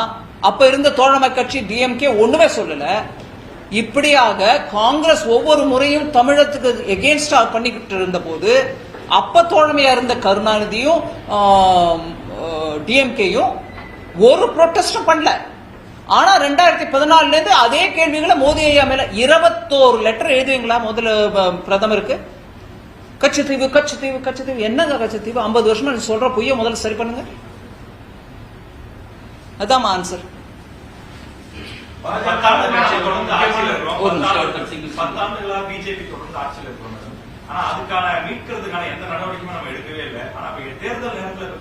நான் திருப்பியே தான் சொல்றேன், தேர்தல் நேரம்னு இல்ல, முகூர்த்த நேரம்னு இல்ல, சுப முகூர்த்த நேரம்னு இல்ல. எந்த நேரத்துல வேணாலும் ஒரு நாட்டின் ஒரு பகுதி இழக்கப்பட்டதுன்ற விஷயத்தை பேசுறதுக்கு ஒரு முகூர்த்தம் தேவையில்லைங்க. அதனால தயவு பண்ணி தேர்தல் நேரம் சொல்றவங்க எல்லாரும் அந்த கேள்வியை மனசுல இருந்து எடுத்துருங்க. எந்த நேரத்துல வேணாலும் இந்த நாட்டோட சுதந்திரம், அந்த நாட்டோட அதிகாரத்துவம் இருக்கக்கூடிய பூமி, இதை பத்தி பேசுறதுக்கான உரிமை உங்களுக்கும் இருக்கு, எனக்கும் இருக்கு. நான் பேசுவோம். நீங்க கேட்கிற கேள்விக்கு வரேன். இப்ப 10 வருஷமா என்ன பண்ணீங்க நீங்க அதை பத்தி அப்படின்னு நீங்க கேக்குறீங்க. 2 கோர்ட்ல ரிட்டுக்கு பெட்டிஷன் இருக்குதுங்க. 2 ரிட்டு பெட்டிஷன் சுப்ரீம் கோர்ட்ல இருக்குது. அதுல மத்திய அரசோட நிலைப்பாடு என்ன மேடம்? கோர்ட்ல இருக்கு. அதான் சொல்றேன், அந்த ஹியரிங்க்கு வரட்டும், நம்ம பேசுவோம். நம்ம என்ன பண்ண போறோம்? திரும்ப அதான் வரட்டும் கேஸ் வரட்டும். ஆனா இந்த நாடாளுமன்ற ஒரு நிமிஷம், 1 minute. இந்த நாடாளுமன்ற தேர்தல்ல நீங்க போட்டியிடாததுக்கு காரணம் என்னன்னு சொல்லிட்டு தமிழக முதலமைச்சர் கேட்டிருக்காரு. தேர்தல் நிதி பத்திரங்கள் மூலமாக அதிகமாக பணம் வச்ச பாஜக உங்களை கைவிட்டு தமிழிசை சவுந்தரராஜனை பலிக்கேடா ஆகியிருக்கிறதா விமர்சனம் பண்ணி. அவங்க அதை எப்படி வேணா பார்க்கட்டும். எங்க கட்சி எப்படி தீர்மானிக்குதோ அப்படிதான் நான் நடப்பேன். எங்க கட்சி என்ன கண்டெஸ்ட் பண்ணுமான்னா போவேன், இல்லைன்னா இல்ல. தேர்தல் பத்திரங்கள் மூலமா தான் பணம் வருது, அதை வச்சுட்டு உங்களை கைவிட்டுட்டாங்க, உங்களுக்கு போட்டி போடணும்னு வைக்கிறாங்க அப்படிங்கிறாங்களே. நான் கேட்கிறேன், திமுக வரலையே தேர்தல் பத்திரம் மூலமா பணம்? 90% மொத்தமா அவங்களுக்கு தேர்தலுக்கு பணம் வருதுன்னா, கட்சிக்கு பணம் வருதுன்னா, 100 ரூபா வருதுன்னா 90 ரூபா ஒரே ஆளுகிட்ட இருந்து வந்திருக்கு. ஏன் வந்துச்சுங்க? அவங்களுக்கு என்ன கொடுக்கல் வாங்கல் பண்றீங்க? நான் அதையும் கேட்கிறேன். எங்க கட்சி தீர்மானம் எடுக்கும் யாரை போட்டி போட வைக்கணும், போட்டி போட வைக்க வேண்டாம்னு. இந்த முறையா, அடுத்த முறையா, போன முறையா, அதெல்லாம் கட்சி. ஒரு நிமிஷம் அவங்களுக்கு முடிக்கல. நான் கொஞ்சம் லாங் ஆன்சர்ஸ் கொடுப்பேன், பொறுத்துக்கோங்க. சோ அது கட்சி தீர்மானமா? அதுல முதலமைச்சர் இவ்வளவு தீவிரமா இன்ட்ரெஸ்ட் எடுத்து பாப்பாரு நான் நினைக்கல. ஏன்னா அவங்க கட்சிக்கே நிறைய விஷயம் இருக்கு இங்க. சில பேர் கொடுக்குறாங்க, சில பேர் கொடுக்கல, கொடுத்தவங்களுக்கு சப்போர்ட் பண்றாங்க, எப்படி பண்றாங்கன்னு தெரியல, இதெல்லாம் இருக்கு. அதனால அவர் அதை கொஞ்சம் கவனிச்சுக்கணுமே தவிர இதெல்லாம் கேட்கறது தேவையே இல்லை. அது ஒவ்வொரு கட்சிக்கும் அவங்க விவகாரம். பாஜக மிக முக்கிய தலைவர் நீங்க. இப்ப இந்த மக்களவை தேர்தலில் வந்து போட்டியிருந்து பணம் இல்லைன்னு சொல்லிட்டு சரியாக. இப்ப இந்த நிலையில வந்துட்டு உங்க கட்சி வந்துட்டு எந்த ஒரு உதவியும் செய்யலையா? இல்லைங்க, முக்கியமான தலைவரோ முக்கியமில்லாத தலைவரோன்ற பாகுபாடே இல்லை. எல்லாரும் கட்சி தொண்டர்கள் தான். நானும் அதுல கட்சியில ஒரு தொண்டன் தான். என் கட்சி எப்ப தீர்மானிக்குமோ அப்பதான் நான் போட்டிக்கு வருவேன். அதுதான் விஷயம். வேற ஒரு நிமிஷம்.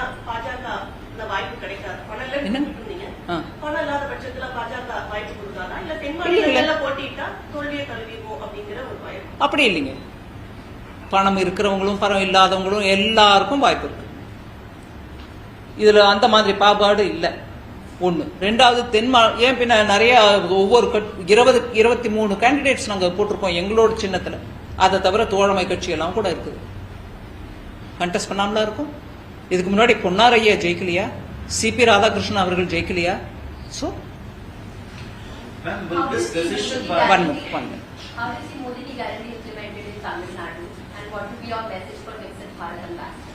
Modi ki guarantee has been implemented following the central government's steps, but in some cases, of course, you had stickers put on Modi's name that it is a scheme which is run by the local government and not the central government. So the attempts have been there to scuttle those Modi ki guarantee wala schemes which are aimed at common man, and the state government has periodically tried to show it off as if it is their project when it is a central government's project. For a classic example, even the 100% funded complete free food grain program, it took very many number of months for the state government to clearly say we have nothing in this, it is all central government funded. Housing program, PM Awas Yojana, was also like this. You will have small PM Awas Yojana board here, but a huge big photo of the CM. So PM Modi's guarantee, which are 10 in number, are being implemented, but very many attempts by the state government to usurp it, to take it away, to take the credit away for itself, has been happening. You have failed in propaganda of this thing. Do you think that you have failed in doing propaganda of your achievements? No, we do say the facts, but if there is blatant appropriation, அதாவது ஒரு பயமோ இல்ல ஒரு கூச்சமோ இல்ல கேள்வி கேட்பாங்களேன்ற ஒரு தடுக்கமோ இல்லாம, நடுக்கமோ இல்லாம, இது எங்க ப்ரோக்ராம்னு அப்படியே ஒரு போர்டே மறைச்சு போட்ட மாதிரி போட்டீங்கன்னா வருவோம். நாங்களும் வந்து கேட்க தான் கேஸ் செய்வோம். பட் ஃபெயில்டா சக்சீடடா இல்ல, அல்டிமேட்லி அந்த மக்களுக்கு போய் சேருதான்னு பாக்குறது தான் எங்களோட முதல் கடமை. We will take the credit also, but first priority is I want it to reach the people. One minute.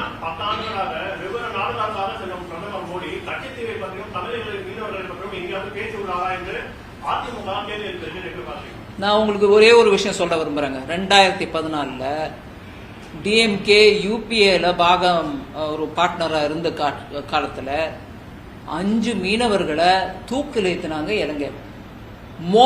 முதல்ல மோடி ஐயா பண்ணது என்னன்னா, இலங்கை அரசோட பேசி அந்த தூக்கிலிடப்பட்ட 5 மீனவர்களை உயிரோட அவங்க வீட்டுல கொண்டு வந்து இறக்கினார்.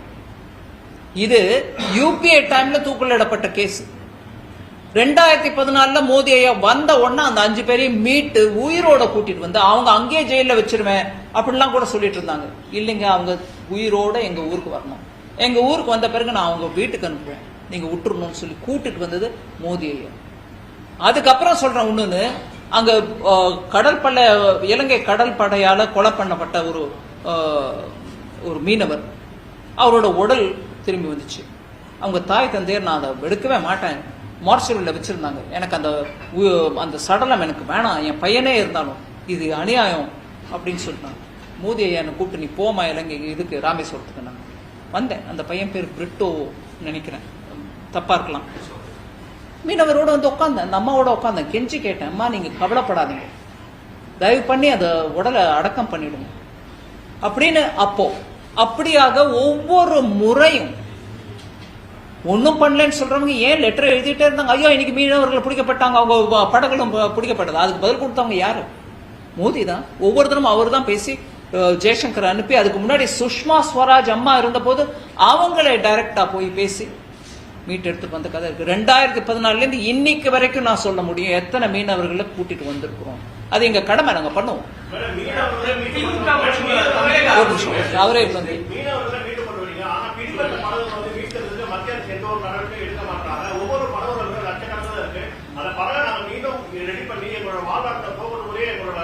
ரெண்டாவது கேள்வி.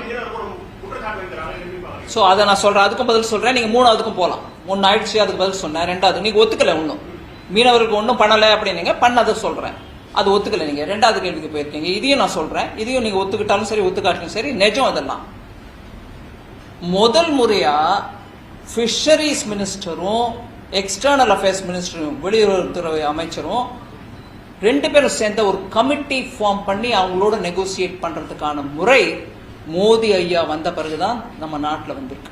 அதுக்கு முன்னாடி கப்பல் போச்சா, போட்டு போச்சா, மீனவர் வந்தாரா, மீனவர் உயிரோட வந்தாரா, மீனவர் வரலையா, இதை பத்தி ஒரு திட்டத்தோட செயல்பட்டதே இல்லை. அந்த செயல்முறை இப்போ ஆக்கத்தில் இருக்கிறதுனாலதான் சில படகுகள் வந்திருக்கின்ற, இன்னும் நிறைய வரணும், அதுக்கான முயற்சி நடந்துட்டு இருக்கு. இந்த நாடாளுமன்ற தேர்தல்ல தமிழகத்துல திமுக அரசு, தமிழக அரசு 2 சேர்ந்து என்ன சொல்றாங்கன்னா, தேர்தல் பரப்புரைக்காக அடிக்கடி வராங்க, ஆனா வெள்ள நிவாரண நிதியை இதுவரைக்கும் ஏன் கொடுக்க மாட்டேங்காங்க, நாங்க தான் 6000 ரூபாய் எல்லாத்துக்கும் கொடுத்தோம், நீங்க கூட தூத்துக்குடியில நேரடியா வந்து பார்த்து போனீங்க, ஆனா அது நிதி வரலன்னு இன்னும் அதை சொல்லிட்டு ஒரு பைசா கூட மத்திய அரசு இல்லைங்க. ஒரு நிமிஷம், நீங்க எத்தனை 1 பைசா 1/2 பைசான்னு சேர்த்தாலும் நான் சொல்றேன் ஒரு விஷயம். நான் டெல்லியில அந்த புயல் நடந்த உடனே, வெள்ளம் வந்த உடனே ஒரு பிரஸ் கான்ஃபரன்ஸ்ல விஷயம் சொன்னேன். 900 crores முதல்லேருந்தே அவங்க கையில முழு அமௌண்ட், அந்த என்டிஆர்எஃப்ல இருந்து எஸ்டிஆர்எஃப்க்கு வர வேண்டிய பணம் ஸ்டேட் கவர்மெண்ட் கையில புயல் வருதோ இல்லையோ முதலே கொடுத்து வச்சிருந்தோம். இதை தவிர சென்னை நகரத்துக்கு வெள்ளத்தினால திருப்பி திருப்பி திருப்பி சேதம் வருது, அதை சரி பண்ணுங்க, அண்டர் கிரவுண்ட் ட்ரைனேஜ் எல்லாத்தையும் சரி பண்ணிக்கங்க அப்படின்னு 5000 கோடி ரூபாய் வரவழைச்சு கொடுத்தோம். அது எங்க பாக்கெட் பணம் நான் சொல்ல, நீங்க எங்க இருந்து என்ன கொடுக்குறீங்களோ எனக்கு அதை பத்தி அந்த விஷயத்துக்கு வரல. அந்த 5000 கோடி சரியா உபயோகிச்சிருந்தா இப்போ அந்த மிச்சாங்கு புயல்ல சென்னை இவ்வளவு அவஸ்தப்பட்டு இருக்குமா நான் கேக்குறேன். அந்த 5000க்கு கணக்கு என்னங்க? அந்த 5000 பத்தி கேட்ட போது என்ன சொன்னாங்க? 5000 கோடியை பத்தி கேட்ட போது என்ன சொன்னாங்க? முதல்ல இல்ல 90% செலவழிச்சிட்டாங்க, ஒன்னாகாது. அதுக்கப்புறம் சொன்னாங்க இல்ல 90% அவர் தெரியாம சொல்லிட்டாரு அமைச்சர். அமைச்சர் சொன்னாரே, நாங்கெல்லாம் சீரியஸா எடுத்துட்டோம், ஐயோ 90% செலவழிச்சிட்டாங்க. அதுக்கப்புறம் அவங்களே கரெக்ட் பண்றாங்க, இல்லைங்க 90 இல்லைங்க. அந்த 5000 கோடியை உபயோகிச்ச கணக்கா தமிழ் மக்களுக்கு முதல்ல சொல்லுங்க. மத்திய அரசே ஒன்னும் கொடுக்கறாரு. 900 crores முன்னாடி கொடுத்த பணத்தை சரியா நீங்க உபயோகிச்சிருந்தாலே தடுத்து நிறுத்தி இருக்கலாம். வர புயல் வரத்தான் போகுது, ஆனா தடுத்து நிறுத்தி இருக்கலாம் சேதத்தை. அதனால இப்ப நீங்களும் வந்து பார்த்துட்டு போனீங்களே, ஏங்க ஒரு பைசா எப்படி சொல்றீங்க? 1 பைசாவா? கொடுத்த 5000, கொடுத்த 950 எங்க போச்சுங்க? அதனால நான் கொடுக்காம இருக்கேன், அதையும் நான் சொல்லல. ஆனா கேள்வி கேட்கிறவங்க தயவு செஞ்சு ஒரு பைசாங்கிற பாஷையை கொஞ்சம் யோசிச்சு ஒரு பைசாவா? சென்னை சீரழிஞ்சிச்சு, மிச்சாங்க போது 5000 கோடி எங்க போச்சு? அதுக்கு முன்னாடி புயல் எது வந்தாலும் சரி அந்த 950 உங்க கையில வச்சுக்கோங்கன்னு முதல்ல வருஷம் முழுக்க கொடுக்க வேண்டிய 950 ஆல்ரெடி கொடுத்து வச்சிருந்தோமே, அதை எங்க உபயோகிச்சீங்க? அதை கொஞ்சம் கணக்கு சொல்லுங்க.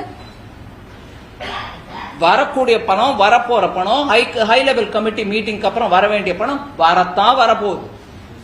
சும்மா இந்த மாதிரி கேள்வியை கேட்டு கேட்டு கேட்டு மக்களை ஒரு பிரமப்படுத்தி ஒண்ணுமே வரல மோதிக்கிட்டேன்னு சொல்றதுக்கு ப்ளீஸ் அட்டம் பண்ணாதீங்க. உண்மையை நான் திருப்பி திருப்பி சொல்லிட்டு தான் இருப்பேன். ஒரு நிமிஷம் கேட்காதவங்க. ஆமா ஒத்துக்கிறேன். நிவாரண நிதி ஹை லெவல் கமிட்டி மீட்டிங் ஆன பிறகு வரத்தான். அதுக்கு முன்னாடி 900 crores கொடுத்தேன் தம்பி. அது என்னாச்சு? அதை பத்தி கொஞ்சம் கணக்கு சொல்லுங்க. 5000 கோடி கொடுத்தோமே, அதை பத்தி கணக்கு சொல்லுங்க. இதை புடிச்சுக்கிட்டு அவங்க சொல்றாங்க, நீங்களும் அதே கேள்வி என்கிட்ட கேட்டுட்டு இருந்தா நானும் பதில் சொல்லுவேன். இந்த கேள்வியை அவங்க கிட்ட கேளுங்க. இந்த கேள்வியும் 5000 கோடி கொடுத்தாங்க இல்லையா, என்ன சென்னை டிரைனேஜ் விஷயம் எனக்கு சொல்லுங்க. எங்க கட்டுறாங்க டிரைனேஜ்? எங்க போகுது மழை தண்ணி?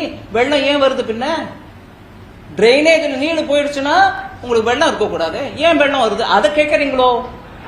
அந்த கேள்விய திராவிட முன்னேற்ற கழக அரசு கேட்கறீங்களா? 5000 கோடி நீங்க உபயோகிச்சிட்டீங்க, 90% உபயோகிச்சிட்டீங்கன்னு உங்க அமைச்சர் சொன்னாரு, ஏங்க பின்ன தண்ணி தேங்குது கேக்குறீங்களா? கேளுங்க. தூத்துக்குடி நீங்க வந்து சென்னைக்கு சொல்லிருந்தீங்க, தூத்துக்குடிக்கு என்னங்க? தூத்துக்குடிக்கும் சேர்த்து தான் அவங்க கேட்டிருந்தாங்க. இல்லைங்க, what has to be given will be given.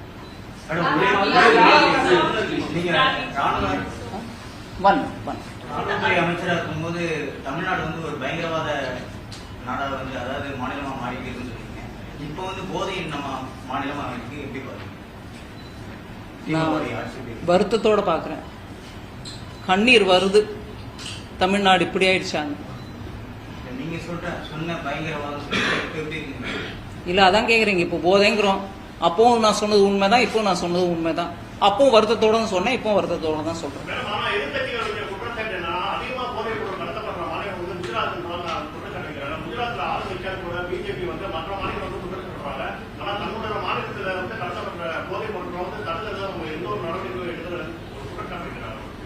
Rameswaram பக்கத்துல அமிட்டது என்ன போதை பொருள் இல்லைங்களா?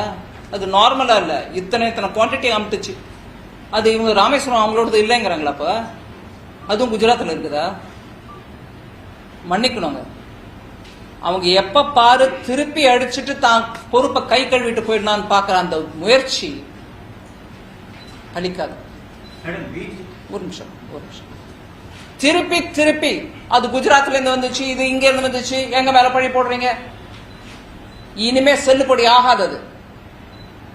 தமிழ்நாட்டில் கிடைக்கக்கூடிய போதைப் பொருள் வேற எங்க கிடைக்குதான்னு அவங்களே கொஞ்சம் ஆராய்ச்சி பண்ணி பார்த்துக்கிட்டோம். ராமேஸ்வரம் பக்கத்தில் பிடிச்சது யாரு? அங்க பிடிச்சது யாரு? உள்ள வர விட்டோமா? கைப்பற்றப்பட்டு அதுக்கு அப்பவே பப்ளிக்ல எரிக்கிறோம். ஒவ்வொரு முறையும் இந்த மாதிரி ட்ரக்ஸ் கன்ஃபஸ்கேட் பண்ணது எல்லா சரக்கையும் எரிச்சிடுறோம். இப்ப இலங்கைக்கு பக்கத்துல எங்க இருந்து வந்துச்சோ அது ராமேஸ்வரத்தில் அமிட்டது, அதையும் எரிப்போம்.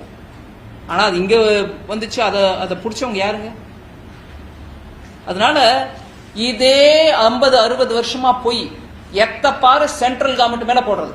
எனக்கு வருத்தம் என்னன்னா, ஒரு தேசிய கட்சியா இருக்கக்கூடிய காங்கிரஸ் கட்சி ஒரு தேசிய அளவில் யோசிச்சுக்கிட்டு இந்த ஒரு செப்பரேட்டிஸ்ட் பாஷையில பேசக்கூடிய கட்சிகளுக்கு பதில் கொடுக்காம இன்னைக்கு அடங்கி போய் அவங்களுக்கு அடிமையா இருக்கக்கூடிய அளவில் ஆயிடுச்சுன்றது காங்கிரஸ் கட்சி தமிழ்நாட்டு நிலை மன வருத்தத்தை அளிக்குது. அவங்க நிதியே வந்து இல்லாம எல்லாம் முடக்கப்பட்டிருக்கு, மேலும் மேலும் ஃபைன் போடுறோம்னு சொல்றாங்க. அப்படி எப்படி அவங்க செயல்படும்? அந்த நிதியை வச்சுட்டு தான் தமிழ்நாட்டை ஓட்டுறாங்களா? பலே சொல்றீங்க ஐயா. நான் உங்களுக்கு சொல்றேன், நம்ம ஒவ்வொருத்தருக்கும் டாக்ஸ்ல சரியா நம்ம ரிட்டர்ன் ஃபைன் பண்ணிட்டோம்னா ப்ராப்ளம் இல்லைங்க. டாக்ஸ்ல ஏதோ ஒரு முன்னுக்கு பின்னு முரணாவா சொல்லியிருந்தோம்னா அவங்க கேட்கறாங்க, ஏங்க இப்படி நீங்க சொல்றீங்களே, இது என்ன வரி இப்படி குறையா இருக்குது நிறைய இருக்குதுன்னு உங்க கேள்வி கேட்கறாங்க. அதுக்கு தகுந்த சமயத்துல உடனடியா பதில் கொடுத்துட்டீங்கன்னா திருப்பி உங்ககிட்ட வரதில்லை. இல்ல ஒருவேளை நீங்க கொடுத்த பதிலும் சரியா இல்லைன்னா திருப்பி அப்பீலுக்கு வராங்க, நீங்க வாங்க நீங்களுக்கு முறையா விளக்கம் கொடுங்க. அந்த ஒவ்வொரு முறையிலும் காங்கிரஸ் கட்சி தன்னோட விவரத்தை ஒண்ணுமே சரியா சொல்லல. அரசியல் கட்சிகளுக்கு வரி இல்லை. ஆனா அந்த வரி இல்லைன்ற அந்த கேட்டகரி எப்போ நீங்க ஒவ்வொரு வருஷமும் எனக்கு வரி ஒன்றும் இல்லைங்க நான் அரசியல் கட்சி அப்படின்னு ஃபைல் பண்ணணும் பேப்பரை.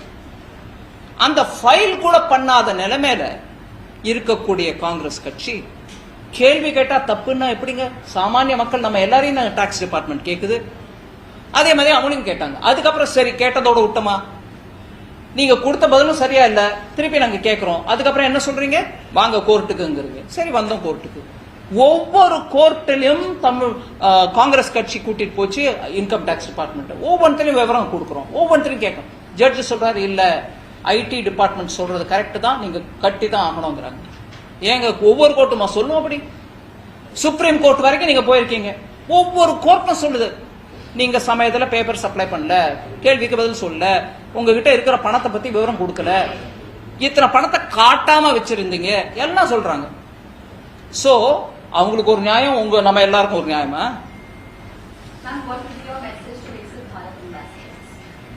It was very nice today in this campus talking to the Vikasit Bharat ambassadors. I would like them to be activated. They should be participating in the development of this country. We need to leave this country a lot more, with good opportunities and make entrepreneurship a very virtuous thing so that people get rewarded for that. நீங்க கேட்கல? Chief minister Kejriwal அவர்கள் திஹார் ஜெயில அனுப்பப்பட்டிருக்கார். அவர் அந்த ஜெயிலுக்கு போகும்போது 3 book கேட்டிருக்காரு, Bhagavad Gita, Ramayana and how PM decides. இதெல்லாம் படிச்சு அவரோட செயல்கள் அடுத்து என்னவாக இருக்கும், அண்ட் அவர் அங்க அனுப்பிச்சது அப்புறம் ஈடிக்கு அவர் சரியா கார்பரேஷன் கொடுக்காத பத்தி உங்க கருத்து என்ன? இல்லைங்க, அதெல்லாம் வெளியில வந்துட்டு தான் இருக்கு, நீங்க மீடியால போட்டுட்டு தான் இருக்கீங்க. அதனால முதல்ல இருந்தே அவருடைய ஒரு நிலைப்பாடு அப்படிதான் இருக்கும். 8-9 முறை சம்மன்ஸ் கொடுத்தா கூட நான் போக மாட்டேன். நான் பேச்சுக்கு சொல்றேன், கம்பாரிசன் இல்லைங்க. அதே தேர்தல் சமயம், ஐயா தேர்தல் பேசுறீங்களே, அதே தேர்தல் சமயத்துல தான் மோடி சீஃப் மினிஸ்டரா இருந்த போது சிபிஐ அவர் கூப்பிட்டாங்க, வந்து கேள்விக்கு பதில் சொல்லுங்க. அப்ப மோடி சொல்லல, என்ன தேர்தல் சமயத்துல இப்படி எல்லாம் பண்றீங்க, ஜனநாயகத்துக்கே கேடுன்னு சொல்லல. அவர் கூப்பிடுறீங்களா, வரேன் வாங்க. 8 மணி நேரம் கேள்வி கேட்டாங்க, ஒரு பச்சை தண்ணி கூட குடிக்காம பதில் சொன்னார். சொல்லிட்டு வெளியில வந்தாரு, சொன்னாங்க இந்த மாதிரி மீடியா கேட்டாங்க, சிபிஐ கேள்வி கேட்டாங்க, நான் முழுமையா பதில் கொடுத்துட்டு வந்திருக்கிறேன் அப்படின்னு. அது ஒரு தரம் கூப்பிட்டதுக்கே. இங்க 8 தரம் கூப்பிட்டு 9ஆம் முறை கோர்ட்டுக்கு போய் அவர் வரவே மாட்டேங்கிறார், நாங்க எப்படிங்க நடத்துறதுன்னு கேட்ட பிறகு கோர்ட் இல்ல நீங்க போய்தான் ஆகணும்னு சொன்ன பிறகு வந்தார். சோ அவர் முதல்ல இருந்து கோஆபரேட் பண்றதுக்கான இதுல இல்ல, மூடுல இல்ல. இன்னைக்கும் அப்படிதான் இருக்காரு, இனிமே அப்படிதான் இருப்பாரோ என்னவோ. ரொம்ப நன்றிங்க.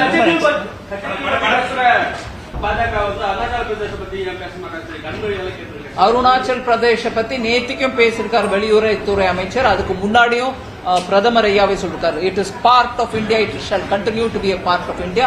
அண்ட் யார் என்ன பேர் மாத்திக்கிட்டாலும் எங்களுக்கு கவலை இல்லை, அது நம்மளோட நாட்டு.